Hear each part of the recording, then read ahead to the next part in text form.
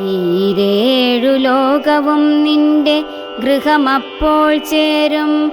ഗൃഹസ്ഥനാകുന്നതെന്നുള്ളതും നിന്നുടെ സന്നിധി മാത്രേണ. മായയിൽ നിന്നു ജനിക്കുന്നു നാനാ പ്രജകളും.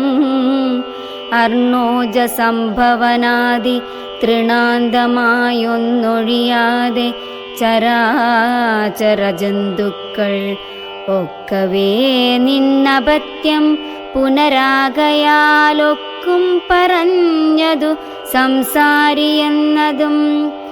ഇക്കണ്ട ലോക ജന്തുക്കൾക്കു സർവദാ മുഖ്യനാകും പിതാവായതും നീയല്ലോ. ശുക്ലരക്താസിത വർണ്ണഭേദം പൂണ്ടു സത്വരജസ്തമോ നാമ ഗുണത്രയയുക്തയായിടിന വിഷ്ണു മഹാമായ ശക്തിയല്ലോ തവ പത്നിയാകുന്നതും. സത്വങ്ങളെ ജനിപ്പിക്കുന്നതുമവൾ സത്യം ത്വയോക്തമതിനില്ല സംശയം. പുത്രമിത്രാർത്ഥ കളത്ര വസ്തുക്കളിൽ സക്തനായുള്ളു ഗൃഹസ്ഥൻ മഹാമതേ. ലോകത്രയ മഹാഗേഹത്തിനു ഭവാനേകനായോരു ഗൃഹസ്ഥനാകുന്നതും. നാരായണൻ നീ രമാദേവി ജാനകി മാരാരിയും നീയുമാദേവി ജാനകി. സാരസ സംഭവനായതും നീ തവ ഭാരതീ ദേവിയാകുന്നതും ജാനകി. ആദിത്യനല്ലോ ഭവാൻ പ്രഭാ ജാനകി. ശീതകിരണം നീ രോഹിണി ജാനകി. ആദിതേയാധിപൻ നീ ശചി ജാനകി. ജാതവേദസ്സു നീ സ്വാഹാ മഹീസുതാ. അർക്കജന്നി ദണ്ഡനീതിയും ജാനകി. രക്ഷോവരൻ ഭവാൻ താമസി ജാനകി. പുഷ്കരാക്ഷൻ ഭവാൻ ഭാർഗവി ജാനകി. ശക്രദൂതൻ നീ സദാഗതി ജാനകി. രാജരാജൻ ഭവാൻ സമ്പത്കരി സീത. രാജരാജൻ നീ വസുന്ധരാ ജാനകി. രാജപ്രവരകുമാര രഘുപതേ രാജീവലോചന രാമ ദയാനിധേ. രുദ്രനല്ലോ ഭവാൻ രുദ്രാണി ജാനകി. സ്വർദ്രുമം നീ ലതാരൂപിണി ജാനകി. വിസ്തരിച്ചെന്തിനേറെ പറഞ്ഞിടുന്നു സത്യപരാക്രമ സദ്ഗുണവാരിധേ. യാതൊന്നു പുല്ലിംഗവാചകം വേദാന്തവേദ്യ തത്സർവവുമേവ നീ. ചേതോ വിമോഹന സ്ത്രീലിംഗവാചകം യാതൊന്നതൊക്കവേ ജാനകീ ദേവിയും. നിങ്ങളിരുവരുമെന്നിയെ മറ്റൊന്നുമെങ്ങുമേ കണ്ടില്ല കേൾപ്പാനുമില്ലല്ലോ. അങ്ങനെയുള്ളോരു നിന്നെ തിരഞ്ഞറിഞ്ഞെങ്ങനെ സേവിച്ചുകൊള്ളൂ ജഗത്പദേ. മായയാ മൂടി മറഞ്ഞിരിക്കുന്നോരു നീയല്ലോ നൂനമവ്യാകൃതമായതും. പിന്നെ അതിങ്കൽ നിന്നുള്ളു മഹത്തത്വമെന്നതതിങ്കൽ നിന്നുണ്ടായി സൂത്രവും. സർവാത്മകമായ ലിംഗമതിങ്കൽ നിന്നുർവീപദേ പുനരുണ്ടായി ചമഞ്ഞതും. എന്നതഹങ്കാര ബുദ്ധി പഞ്ചപ്രാണനിന്ദ്രിയജാല സംയുക്തമായോന്നല്ലോ.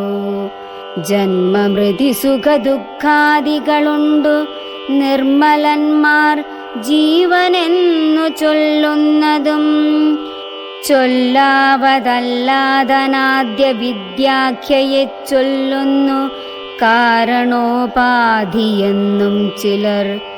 സ്ഥൂലവും സൂക്ഷ്മവും കാരണമെന്നതും മൂലമാം ചിത്തിനുള്ളോരുപാധിത്രയം എന്നിവറ്റാൽ വിശിഷ്ടം ജീവനായതുമന്യൂനനാം പരൻ ത്വദ്വിയുക്തൻ വിഭോ.